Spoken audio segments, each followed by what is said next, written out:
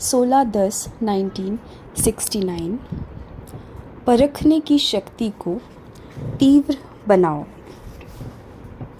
आज विशेष क्या देख रहे हैं? परिवर्तन कैसे देखते हैं? इस ग्रुप में प्रश्न का उत्तर देने में होशियार कौन है? देखने और परखने की शक्ति कहाँ तक आई है? अच्छा, योग की स्थिति में निरंतर रहने वाला कौन है? दिव्य गुणों की धारणा में दिव्य गुणमूर्त कौन नजर आता है? यह क्यों पूछते हैं?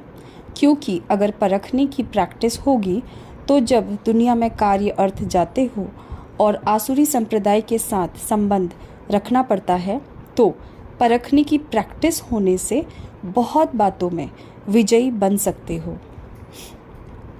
अगर परखने की शक्ति नहीं तो विजयी नहीं बन सकते। यह तो थोड़ी सी देखरेख की कि अपने ही परिवार के अंदर कहाँ तक परख सकते हो। यूँ तो हर एक रत्न एक दो से श्रेष्ठ है, लेकिन फिर भी परखने की प्रैक्टिस ज़रूर चाहिए। यह परखने की प्रैक्टिस छोटी बात नहीं समझना, इस पर ही नंबर ले सकते हो।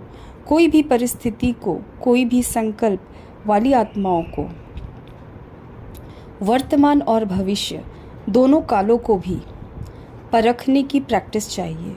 विशेष करके जो पांडव सेना है, उन्हों को यह परखने की शक्ति बहुत आवश्यक है, क्योंकि आप गोपों को बहुत प्रकार की परिस्थितियां सामने आती हैं। उन्हों का सामना करने लिए यह बुद्धि की सफाई बहुत आवश्यक है। परखने की पावर कैसे आएगी? उसके लिए मुख्य साधन कौन सा है? परखने की शक्ति को तीव्र बनाने के लिए मुख्य कौन सा साधन है? परखने का तरीका कौन सा होना चाहिए? तुम्हारे सामने कोई भी आए, उनको परख सकते हो। हर एक ने अपना अपना विचार बताया। सभी का रहस्य तो एक ही है, अव्यक्त स्थिति, व याद व आत्मिक स्थिति। बात तो वही है, लेकिन आत्मिक स्थिति के साथ साथ यथार्थ रूप से वही परख सकता है जिनकी बुद्धि में ज़्यादा व्यर्थ संकल्प नहीं चलते होंगे।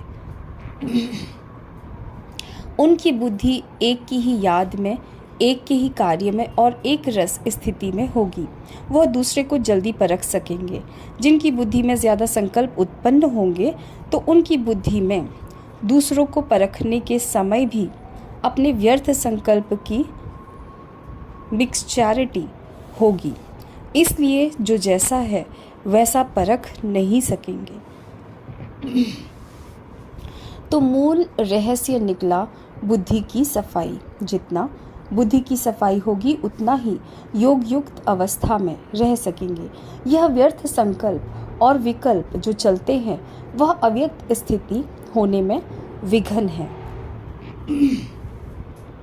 बार बार इस शरीर के आकर्षण में आ जाते हैं। उसका मूल कारण है कि बुद्धि की सफाई नहीं है।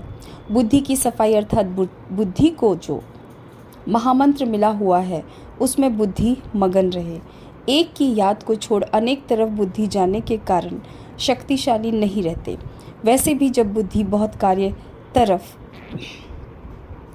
लगी हुई होती है, तो अनुभव किया होगा बुद्धि में वीकनेस, कमज़ोरी, थकावट महसूस होती है, और जो भी है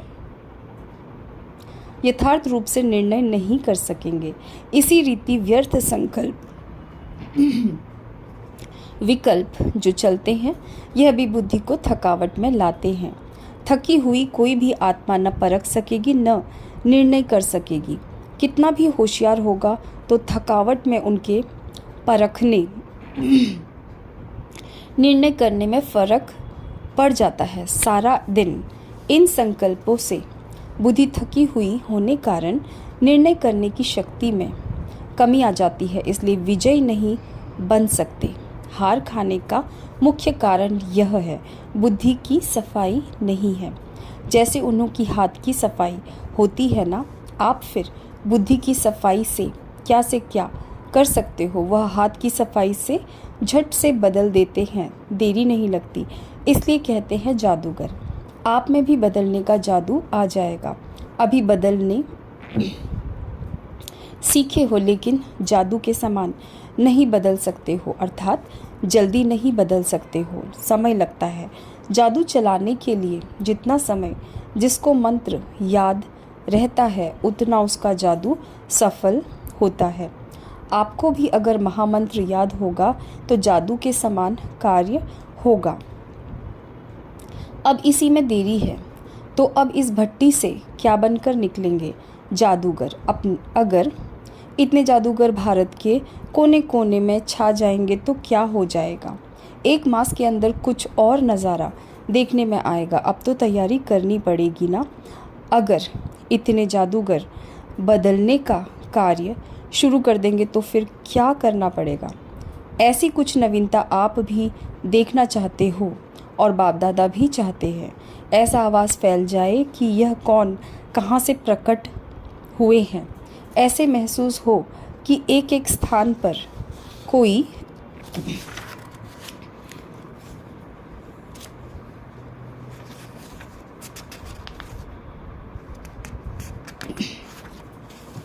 अलौकिक आत्मा अवतरित होकर आई है। एक अवतार इतना कुछ कर सकता है तो यह कितने अवतार हैं? यहाँ से जब जाओ तो ऐसे ही समझकर जाना कि हम इस शरीर में अवतरित हुए हैं ईश्वरीय सेवा के लिए।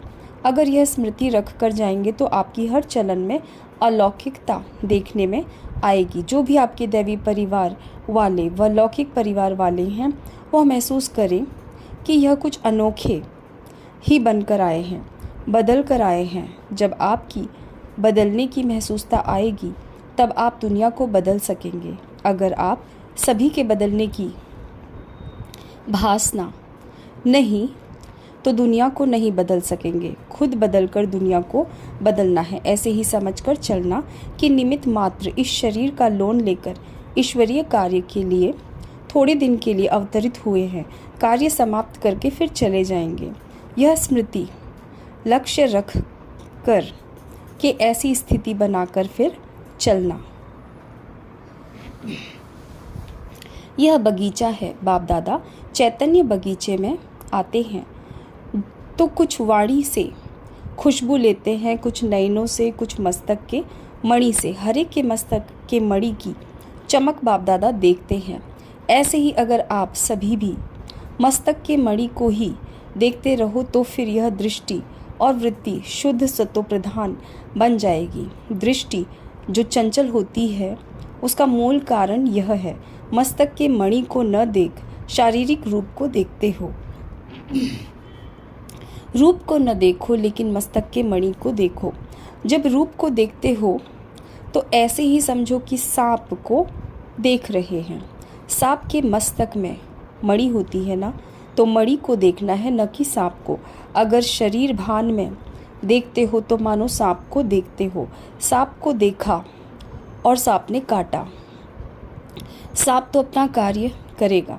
सांप में विष भी होता है। कोई कोई विशेष सांप होते हैं जिनमें मणि होती है। आप गोपों को सांप को कैसे मारना है, क्या करेंगे? आप सांप को देखते हुए भी सांप को न देखो, मणि को ही देखो। मणि को देखने से सांप का जो विष है वह हल्का हो जाएगा। अगर शरीर रूपी सांप को देखा तो फिर उनके बन जाएंगे, उन समान बन जाएंगे। लेकिन मणि को देखेंगे तो बाप दादा के माला के मणि बन जाएंगे। या तो बनना है सांप के समान या तो बनना है माला की मणि। अगर मणि बनना है तो देखो भी मणि को, फिर जो यह कंप्लेन है वह बदलकर कंप्लीट हो जाएगी।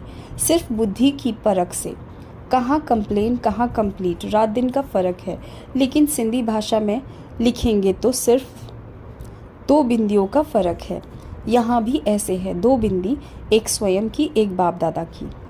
यह 2 बिंदी ही याद रहे तो कंप्लेन की बजाय कंप्लीट हो जाएंगे। इसलिए आज से यह प्रतिज्ञा अपने आप से करो। बाप दादा के सामने तो बहुत प्रतिज्ञाएं की हैं, लेकिन आज अपने आप से प्रतिज्ञा करो कि अब से लेकर सिवाय मणि के और कुछ नहीं देखेंगे और खुद ही माला के मणि बनकर के सारी सृष्टि के बीच चमकेंगे। जब खुद मणि बनेंगे तब चमकेंगे, अगर मणि नहीं बनेंगे तो चमक नहीं सकेंगे। जब प्रतिज्ञा करेंगे तब ही प्रत्यक्षता होगी। अपने आप से पूर्ण रूप से प्रतिज्ञा नहीं कर पाते हो, इसलिए प्रत्यक्षता भी पूर्ण रूप से नहीं हो पाती है। प्रत्यक्षता कम निकलने का कारण अपने आप से प्रतिज्ञा की कमी है। अभी अभी बोलते हो, फिर अभी अभी भूलते हो, लेकिन अब प्रतिज्ञा के साथ साथ यह भी निश्चय करो कि प्रत्यक्षता भी लाएंगे। पांडव सेना है ज्ञानी तू आत्मा और शक्ति सेना है स्नेही तू आत्मा। तो जो स्नेही है वह योगी है। अभी तो एक एक पांडव के मस्तक में उमंग उत्साह झलक रहा है। यह उमंग और उत्साह एक रस सदा रहे। मेहनत जो ली है उसका फल दिखाना है। अगर मेहनत ली हुई यहाँ चुकतू नहीं करेंगे तो फिर सतयुग में वह मेहनत का फल देना पड़ेगा। इसलिए जो मेहनत ली है उसे भरकर देना है।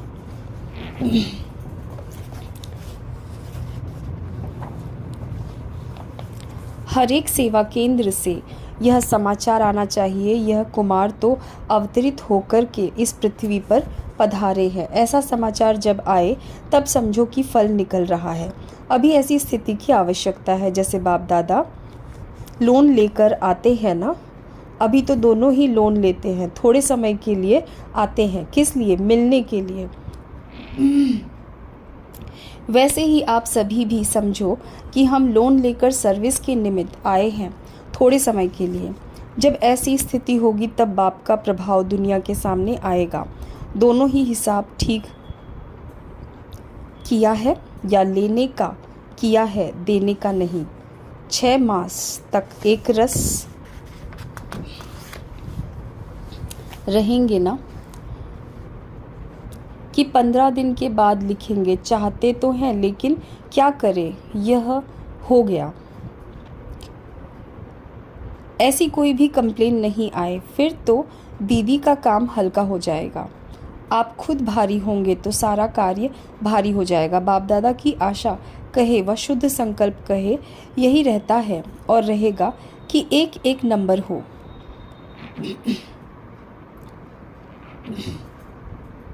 लेकिन सारे कल्प के अंदर जो अब की स्थिति बनाएंगे वह तो अब के हिसाब से नंबर 1 है ना, जो वास्तविक संपूर्ण स्टेज है। इसके लिए कह रहे हैं सभी यही लक्ष्य रखें कि हम नंबर 1 जाएंगे। यह नहीं सोचना कि सभी कैसे नंबर 1 जाएंगे, इसमें महादानी नहीं बनना है। 2 बातें मुख्य याद रखनी है कि एक तो मणि को देखना, देह रूपी सांप को न देखना, और दूसरी बात अपने को अवतरित समझो।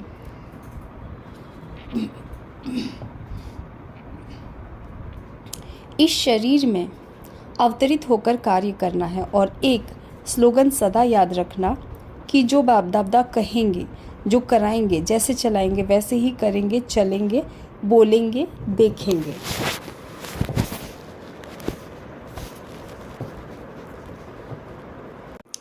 यह है पांडव सेना का मुख्य स्लोगन। जो कहेंगे वह सोचेंगे और कुछ सोचना नहीं है। इन आँखों से और कुछ देखना नहीं है। आँखें भी दे दीना, पूरे परवाने होना, परवाने को क्षमा बिगर और कुछ देखने में आता है क्या? आपकी आँखें और क्यों देखती? जब और कुछ देखते हैं तो धोखा देती है। अपने को धोखा न दो। संपूर्ण अर्थात पूरा परवाना है। यह है छाप। रिजल्ट तो अच्छी है लेकिन उनको अविनाशी रखना है, जब जैसे चाहे वैसी स्थिति बना सके। यह मन को ड्रिल करानी है। यह ज़रूर प्रैक्टिस करो। 1 सेकंड में आवाज़ में, 1 सेकंड में फिर आवाज़ से परे, 1 सेकंड में सर्विस के संकल्प में आए और 1 सेकंड में संकल्प से परे स्वरूप में स्थित हो जाएं। इस ड्रिल की बहुत आवश्यकता है। ऐसी नहीं कि शारीरिक भान से निकल ही नहीं सकते। 1 सेकंड में कार्य प्रति शारीरिक भान में आए, फिर 1 सेकंड में अशरीरी हो जाएं। जिसकी यह ड्रिल पक्की होगी वह सभी परिस्थितियों का सामना कर सकते हैं। जैसे शारीरिक ड्रिल सुबह को कराई जाती है, वैसे यह अव्यक्त ड्रिल भी अमृत वेले विशेष रूप से करनी है। करना तो सारा दिन है, लेकिन विशेष प्रैक्टिस करने का समय अमृत वेले है। जब देखो बुद्धि बहुत बिजी है तो उसी समय एक प्रैक्टिस करो। परिस्थिति में होते हुए भी हम अपनी बुद्धि को न्यारा कर सकते हैं, लेकिन न्यारे तब हो सकेंगे जब जो भी कार्य करते हो वह न्यारी अवस्था में होकर करेंगे। अगर उस कार्य में अटैचमेंट होगी तो फिर 1 सेकंड में डिटैच नहीं होंगे। इसलिए यह प्रैक्टिस करो कैसी भी परिस्थिति हो, क्योंकि फाइनल पेपर अनेक प्रकार के भयानक और न चाहते हुए भी अपने तरफ आकर्षित करने वाली परिस्थितियों के बीच होंगे। उनकी भेंट में जो आजकल की परिस्थितियां हैं वह कुछ नहीं है। जो अंतिम परिस्थितियां आने वाली हैं उन परिस्थितियों के बीच पेपर होना है। इसकी तैयारी पहले से करनी है। इसलिए जब अपने को देखो कि बहुत बिजी हो, बुद्धि बहुत स्थूल कार्य में बिजी है, चारों ओर सर्कमस्टांसेस अपने तरफ खींचने वाले हैं, तो ऐसे समय पर यह अभ्यास करो। तब मालूम पड़ेगा कहाँ तक हम ड्रिल कर सकते हैं। यह भी बात बहुत आवश्यक है। इसी ड्रिल में रहते रहेंगे तो सफलता को पाएंगे। एक एक सब्जेक्ट की नंबर होती है, मुख्य तो यही है। इसमें अगर अच्छे हैं तो नंबर आगे ले सकते हैं। अगर इस सब्जेक्ट में नंबर कम है तो फाइनल नंबर आगे नहीं आ सकते। इसलिए सुनाया था कि ज्ञानी तू आत्मा के साथ में स्नेही भी बनना है। जो स्नेही होता है वह स्नेह पाता है। जिससे ज़्यादा स्नेह होता है तो कहते हैं यह तो सुध-बुध ही भूल जाते हैं। सुध-बुध का अर्थ ही है अपने स्वरूप की जो स्मृति रहती है वह भी भूल जाते हैं। बुद्धि की लगन भी उसके सिवाय कहाँ नहीं हो। ऐसे जो रहने वाले होते उनको कहा जाता है स्नेही। इस ग्रुप का विशेष गुण यही है कि सभी बातों को सीखने और धारण करने और आगे के लिए भी अपने को उसमें चलाने के लिए चात्रक है। चात्रक बने हो, लेकिन साथ में चरित्रवान भी बनना है। चात्रक है यह इस ग्रुप की विशेषता है, लेकिन चात्रक का कार्य होता है उसके प्यासे रहना। यह चरित्र में देखें तब फिर चात्रकों के साथ में पात्र भी कहेंगे। अभी चात्रक तो हैं, फिर रिजल्ट आने बाद 2 टाइटल मिलेंगे। अभी चात्रक हैं, फिर विजय माला के नज़दीक आने के पात्र भी होंगे। जो स्लोगन सुनाया और जो भट्टी की छाप सुनाई उनको कायम रखेंगे तो दोनों ही गुण आ जाएंगे। अच्छा, ओम शांति।